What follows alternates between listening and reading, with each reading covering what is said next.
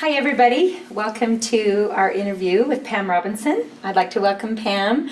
Pam Robinson is not only a good friend of ours, but she's also the director and owner of the Institute of Healing Arts. And she runs a year-long emotional health education course for those who want to not only turn their lives around, but possibly help others and helping their life as well.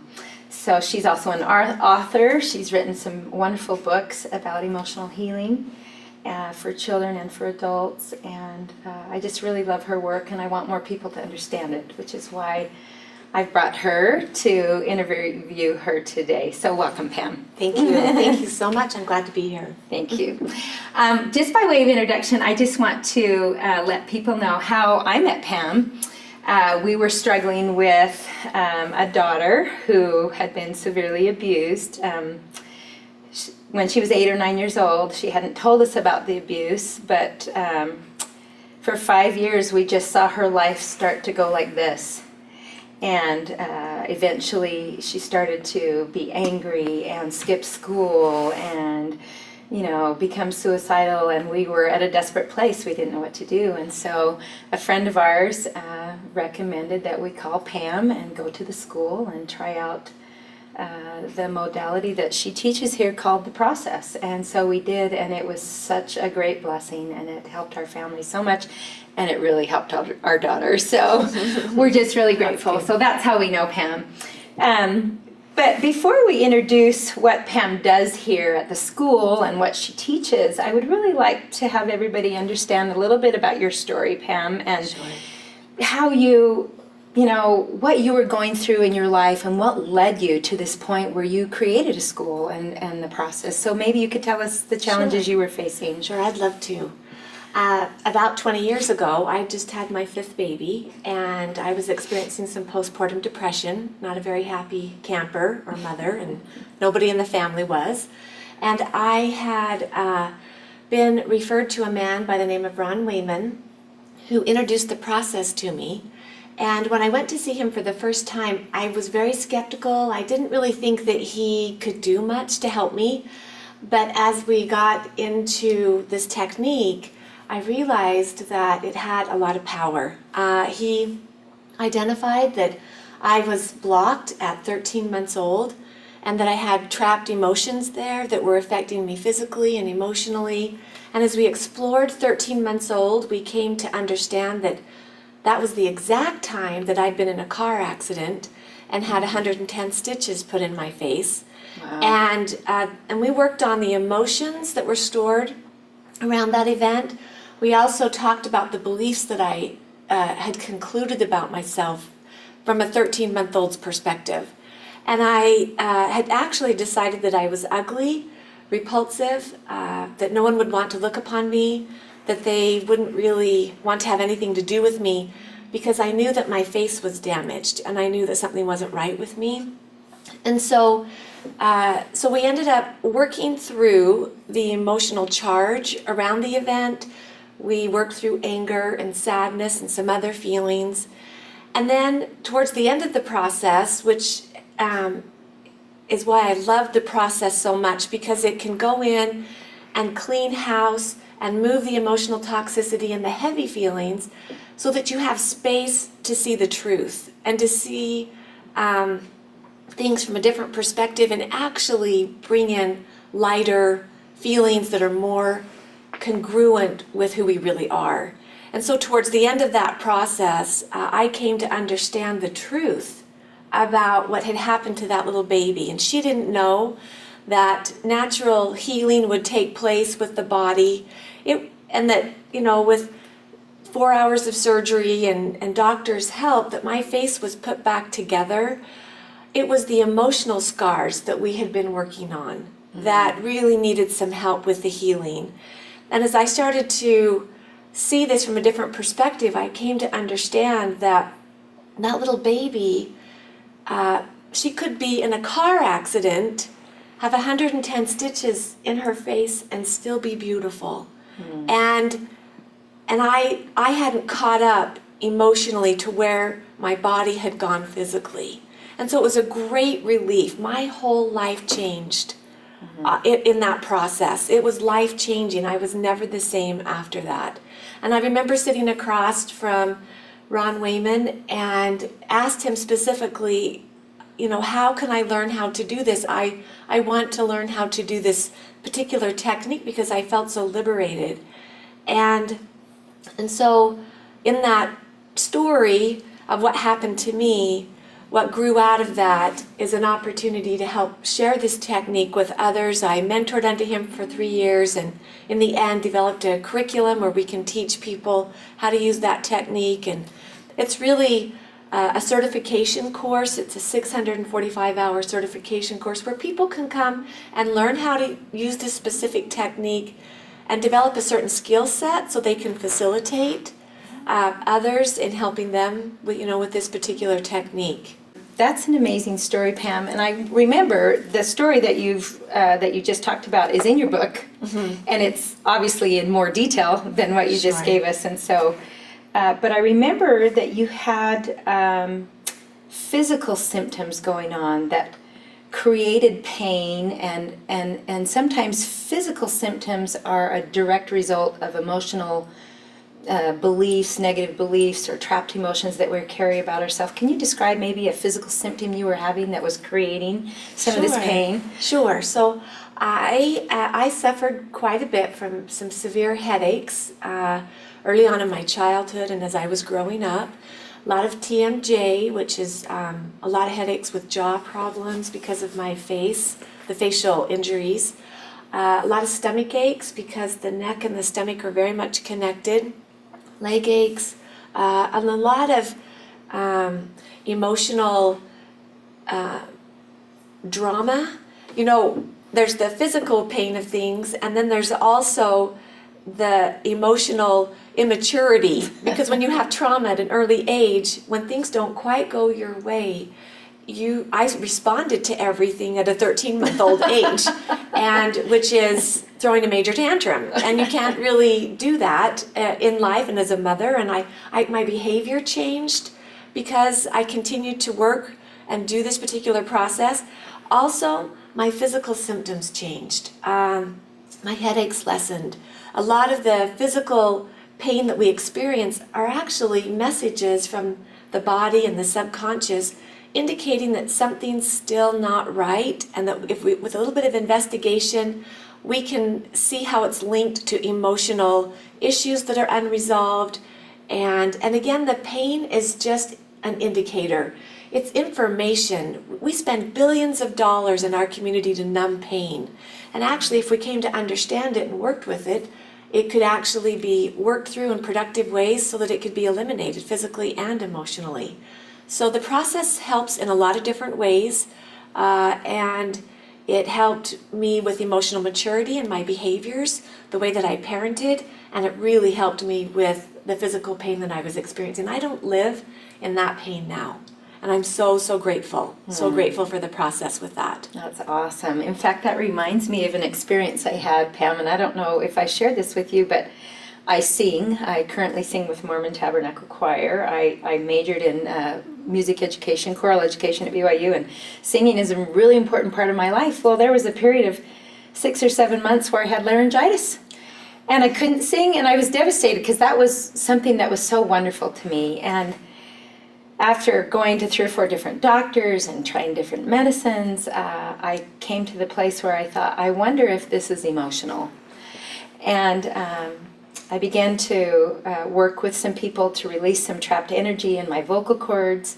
And what I found was that there was a lot of anger inside my vocal cords and in my voice and in my throat from an experience I had had with one of my sons. I was mad at God because he gave me more work than I could handle. And I was mad at life because I didn't know what to do to help him. And I just remember being so angry. And as we released that anger, I saw a major shift in my voice, and all of a sudden I was able to sing again. And so there's truth in that. When we experience physical pain, what our bodies are really telling us is that there's a problem here. Let's work on it. Let's see if we can work you through it. You know, it's information for us is basically what it is. And I love that. And I love that the process is threefold. It works with the mind, the body, and the spirit. Yeah. And the other thing is that it works with energy. So what happens with the process is that as through using guided visualization, NLP, which is neuro-linguistic programming, chakra work, and speak out feelings and role playing, the process is a lot of techniques organized together that help create powerful results. And as you do visualization and actually address certain pain in the body, or pain that the body's remembered, from the past, and we address it in appropriate ways and in productive ways, it tends to release and move forward, and it leaves again that space for healing to happen, for forgiveness, for new energy flow through the body so that it can heal itself. And I love the process for that reason.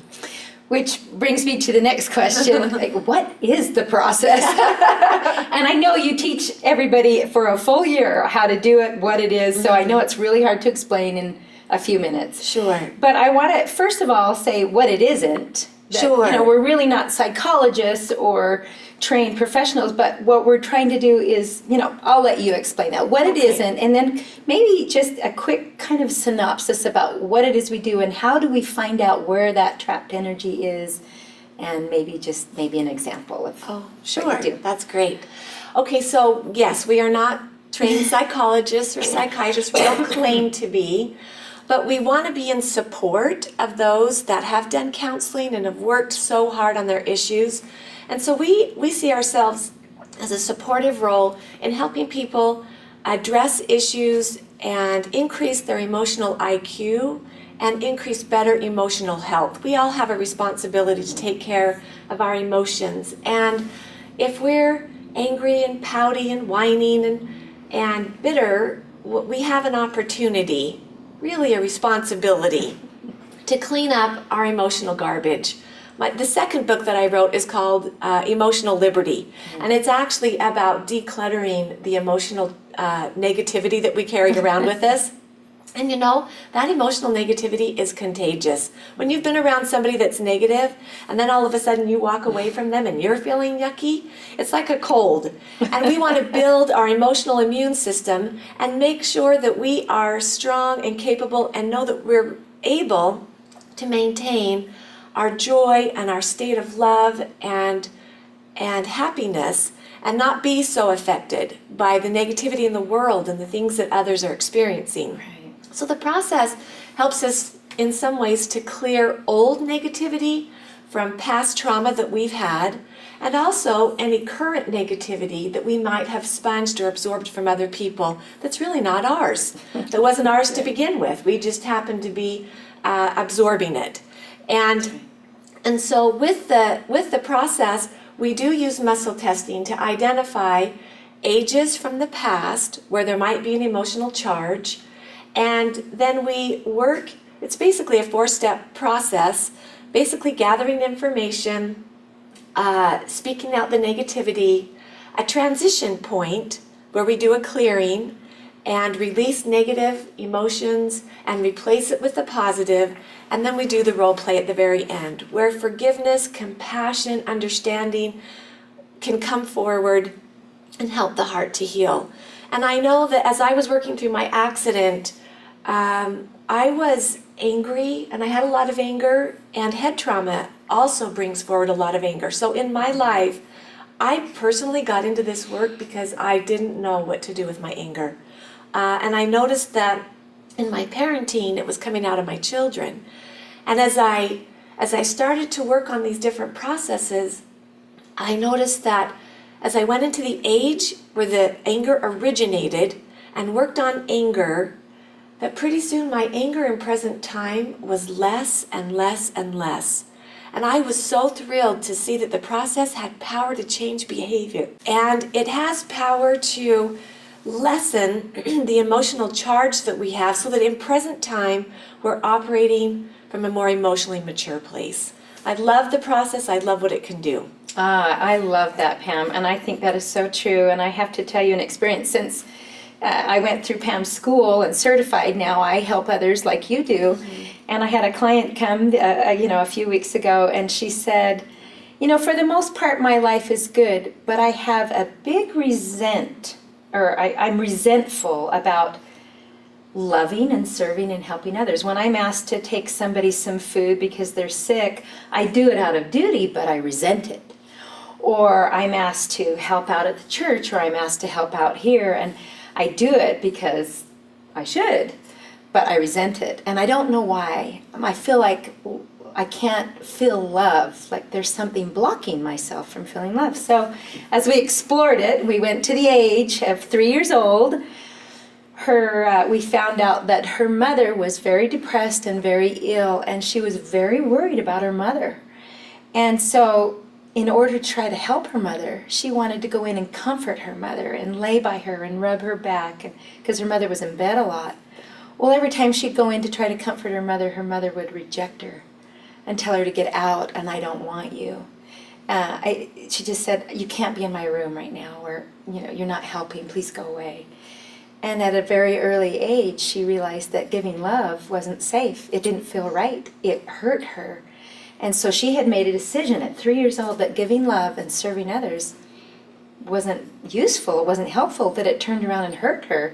And so for years she had this, she didn't know why, but she always resented hurting somebody. So when we went back to that age, like you said, and she realized that that's where that came from, she was able to validate her hurt, let it go, and come to a whole new place of living. And I talked to her recently, and she says, I just have so much more love in my heart. It's easy to love, it's easy to receive love, and I'm in such a place of joy. So, perfect example. That's beautiful. That's beautiful. The most amazing thing with the process is that it can take whatever emotional equation the person has, as far as an issue or a belief system, or where they're blocked in giving and receiving love, whether it's from abuse, a car accident, or a message that a mother sent that she didn't realize the daughter was going to interpret it that way.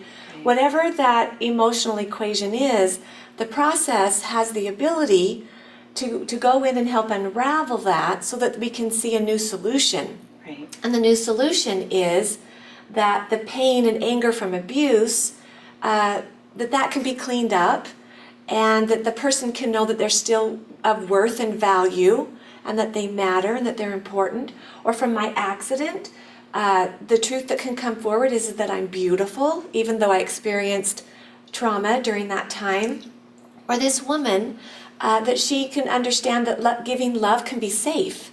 And so every time we approach an issue with the process, no matter what is going on currently for that person, we can usually find a link to the past where that belief system originated.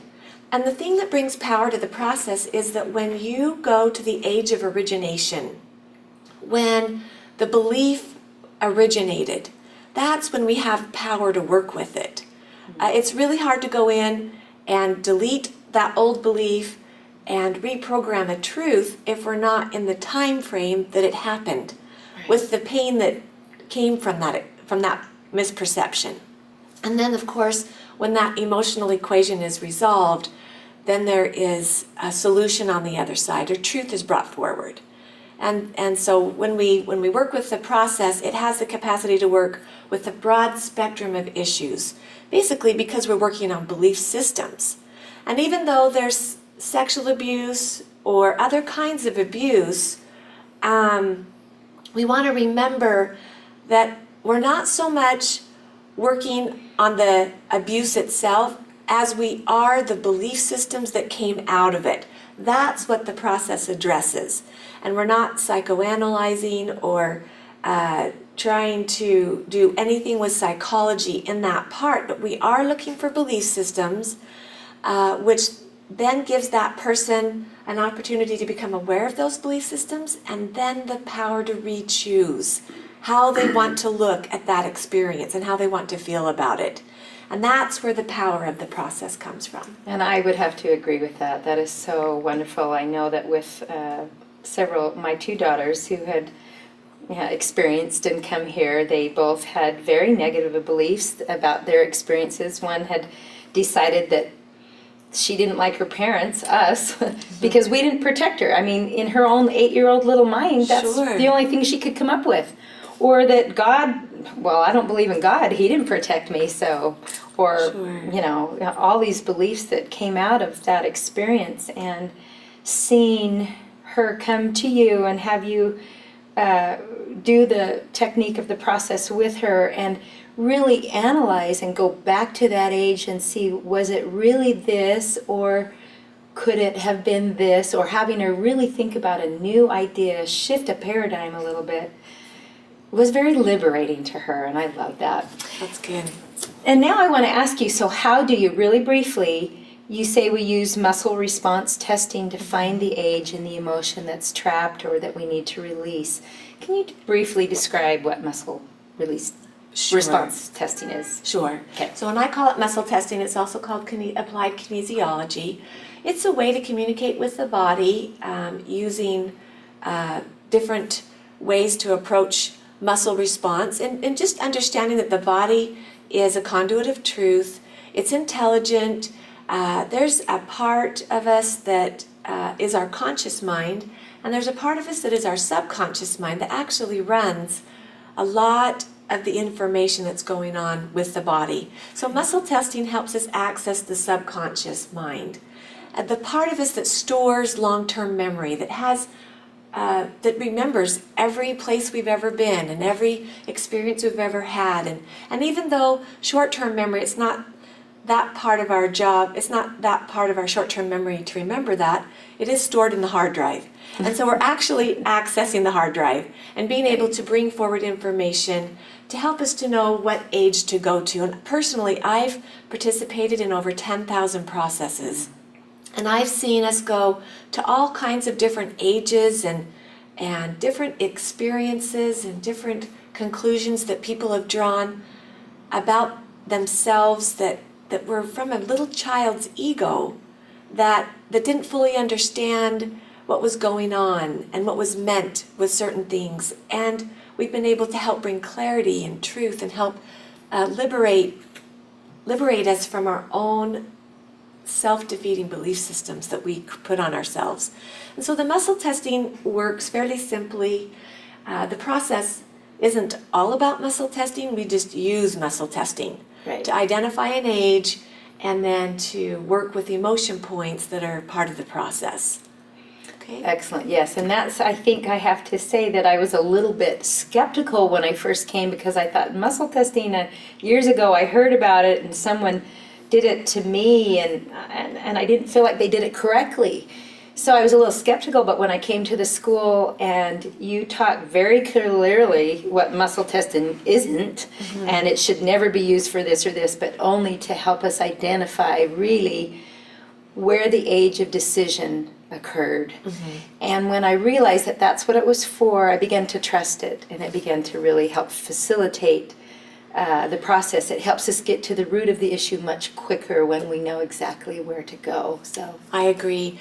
And I don't propose that we use muscle testing to predict the future, to win the lottery, to find your keys. It tends to be used sometimes, maybe without some of the respect that I hold for it. I view it as an instrument or a gift or a tool, and that can help us gather information. And you know, the polygraph test, we even have technology that can show a loss of energy with the body when we make a statement that's not true.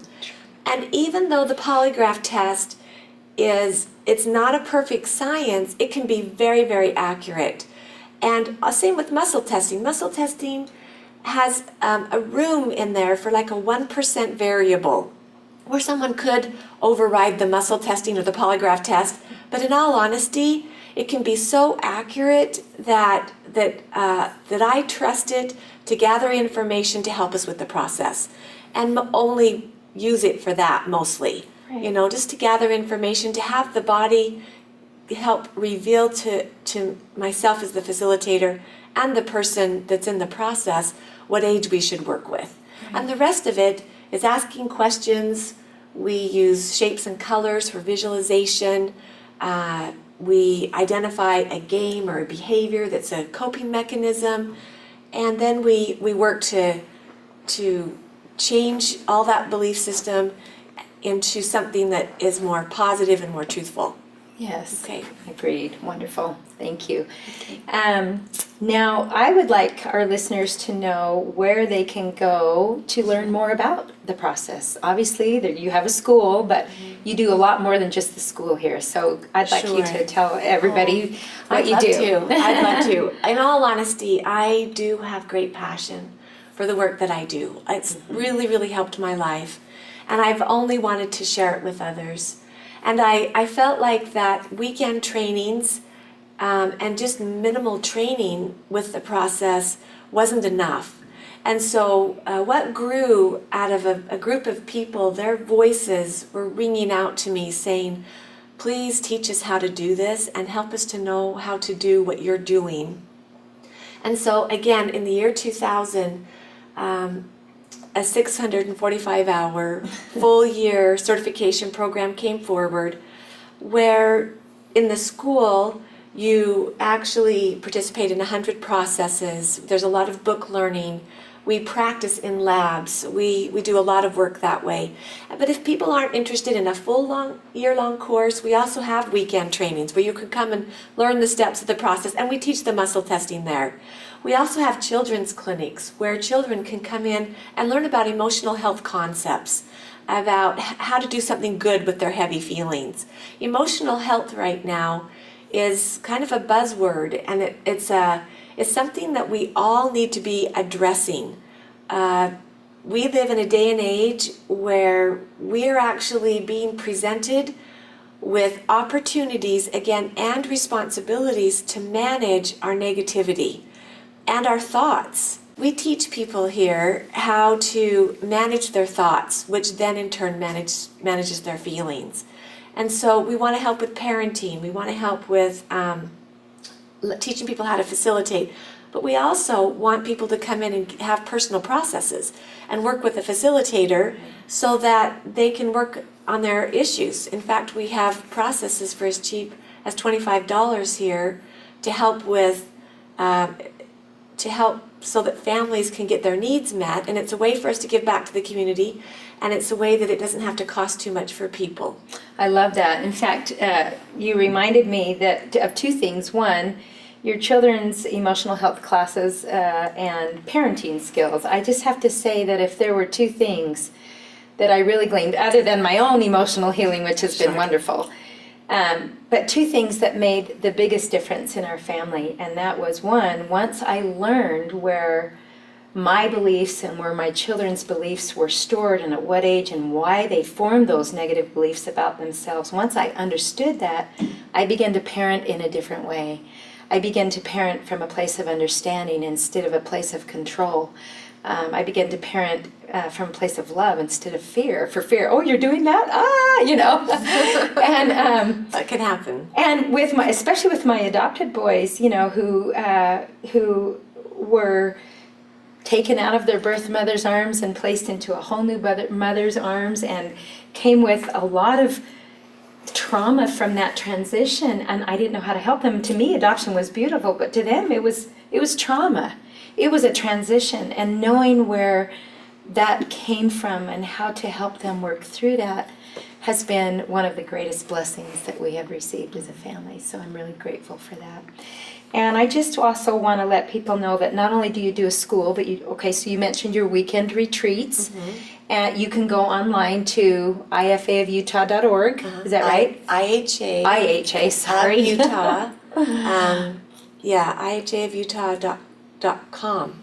Oh, .com. Yeah. Okay. IHAofutah.com. There you go. Okay. I'm glad we asked you because I don't know. And on the website, we're actually getting ready to bring forward some new classes, even online classes, for creativity, to develop creativity for the recovering artist, also for parenting classes, children's classes, and also pornography classes, helping people address issues that they're currently having to face right now.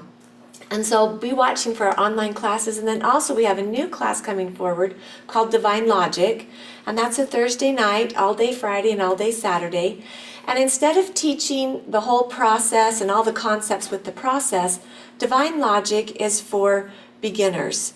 It's for men and women, couples, families, and teenagers that are wanting to understand what they can do right now to help them with emotional health tips. So basically we have 10 emotional health concepts coming out in that class to just help with how to deal with feelings right now currently without having to become an expert and be a facilitator. And it's a great place to start. We use a PowerPoint presentation. It's an experiential class. It's really cheap. It's $150 per person.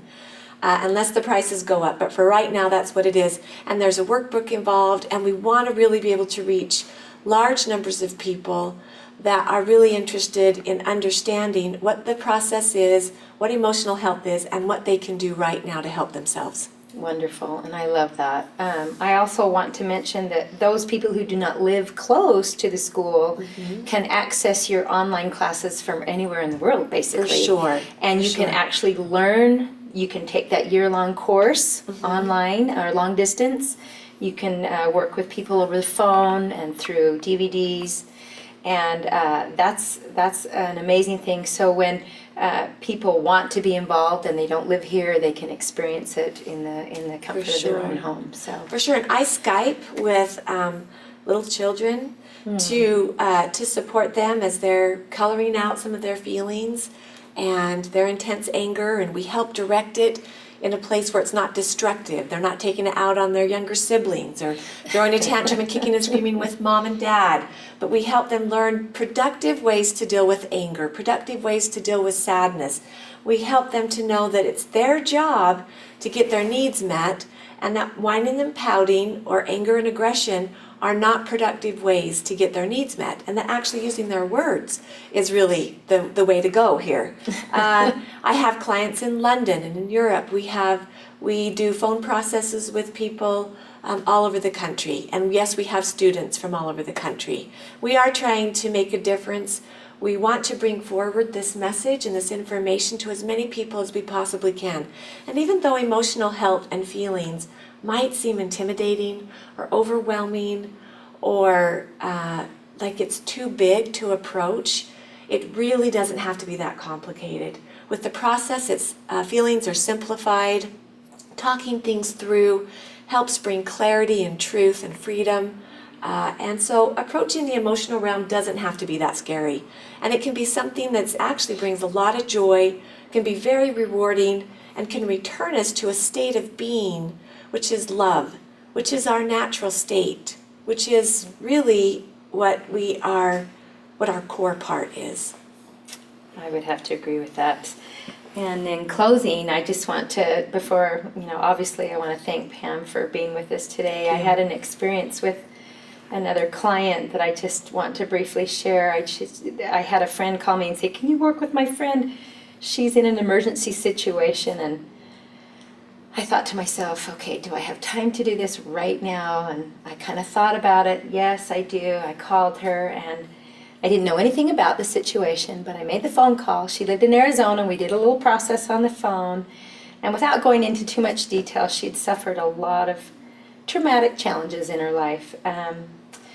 But we took her through all the 4 steps of the process, and at the end, she said, "For the first time in 20 years, I have hope."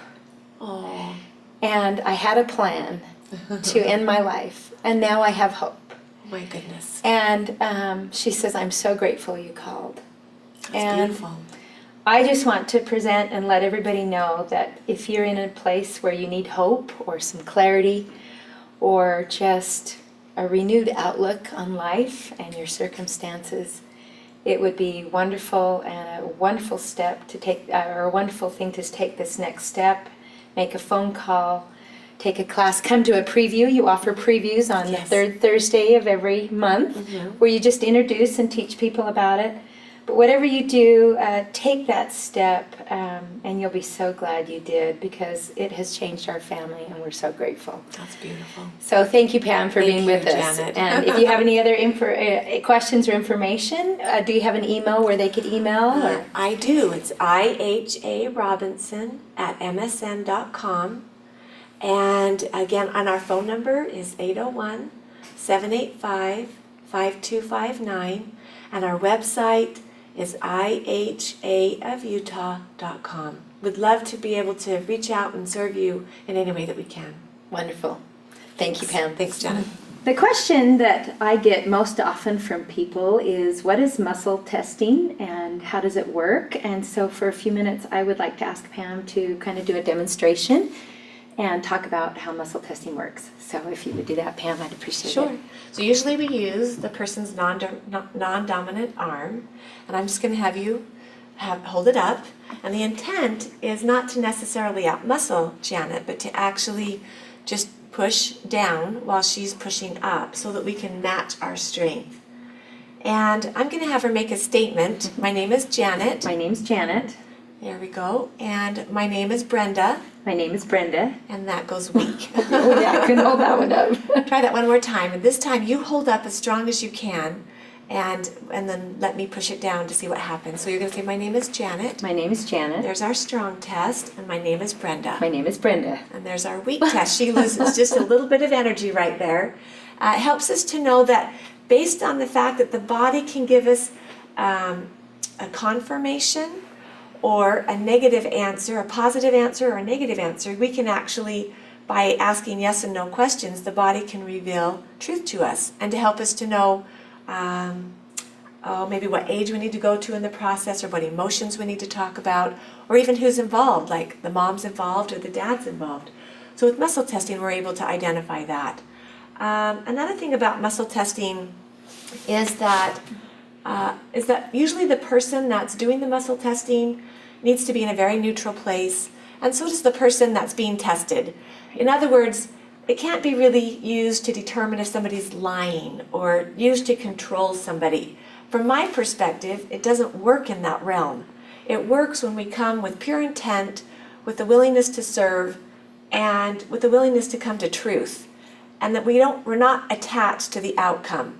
I'm going to tell one story about an experience that I had. I have a dear friend that we were at the park with our younger children, and I had just been learning how to use muscle testing. And she was pregnant, and she was expecting, I think, her fourth baby, and she was getting close to her due date, and she wanted me to muscle test to identify what day that baby would be born on. And so I muscle tested. We were there in the park on a Thursday, so I muscle tested Thursday, Friday, Saturday, Sunday went week, meaning that was the day she was going to have the baby. And I ended up that day came and went, and the next Sunday came and went, and the following Sunday came and went. She was 3 weeks late, but her baby was born on a Sunday. I got the right day, but I wasn't really clear in my intent with asking which Sunday. I just asked which day of the week. So with muscle testing, sometimes there can be confusion with answers, but it depends on how clear you are with the information that you're asking the body to give you. Because what you put in is what you get back out. Same as with computers and technology. But it was a funny experience, and I learned a lot. I learned that I don't necessarily go around now and predict when somebody's going to have a baby or if it's a boy and girl. I sometimes think that some of that information, it can be accurate, but I think that it's not necessary. So I'm not dependent on muscle testing. I want us to be clear that there are certain rules and boundaries that we work with. It can be used as a tool to help us gather information. It can be very, very accurate, but again, not used to predict the future or to use it in a mystical way. That's not necessarily how I use it. Or to diagnose or prescribe. Yes. I think that's really important. That is really important. That we say that because that's critical. Yes, and we don't go around and muscle test if somebody has a serious illness or if they've been abused. It's not used in any of that form. In fact, I'm very careful to teach the facilitators and the students not to use it that way.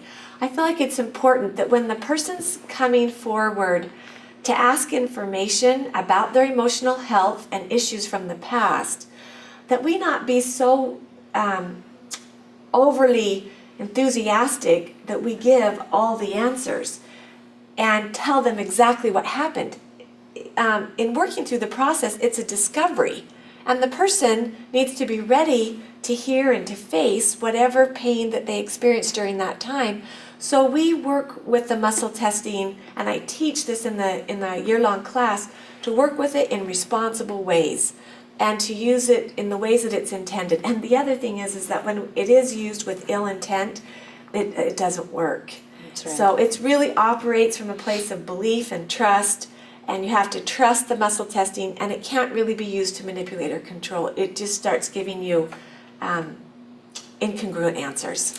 And I'd have to say too, Pam, that using it, sometimes when you first learn it, you think, oh, I'm going to muscle test that and that, and you kind of get excited about it. But I think it's really important to understand that we should never muscle test.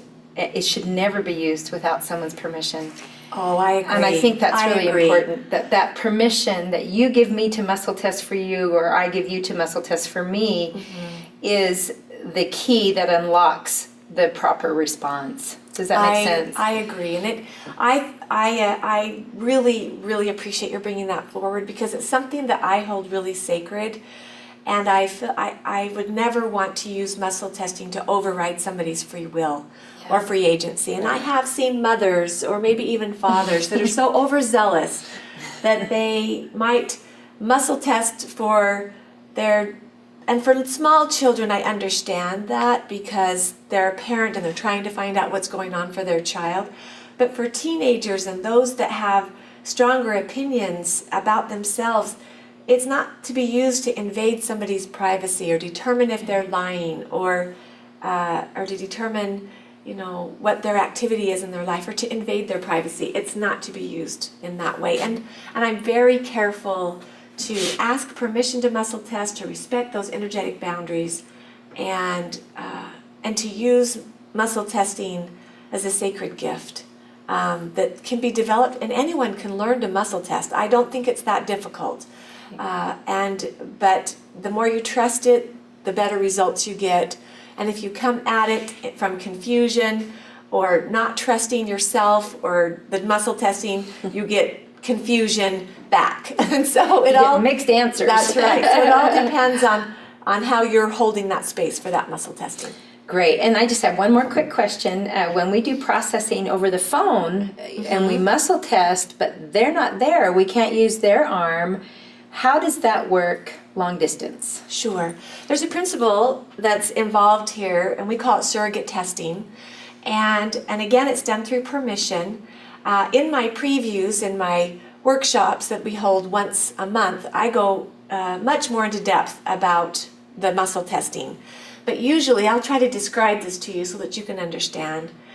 But when we have someone that, basically what it comes down to is that if you don't have an arm that you can push on and they're not in your space locally where you can access their arm for muscle testing, we actually can use information just like we do with a cell phone, dialing another cell phone. And so when we use these ether waves, these waves out here transmit frequencies. So everything can be reduced to a frequency. So basically, when we're muscle testing over the phone, my energetic cell phone is connecting with Janet's energetic cell phone, and we're able to pick up on each other's energy just like we would if we were communicating wireless. And that's exactly what we're doing, is communicating wireless. And if we have the power to develop the technology to use these principles, and I don't understand how it all works, but I do know that it works. And it's the same thing with muscle testing. If we have the capacity to develop the technology, perhaps the body already does that and knows how to communicate wireless.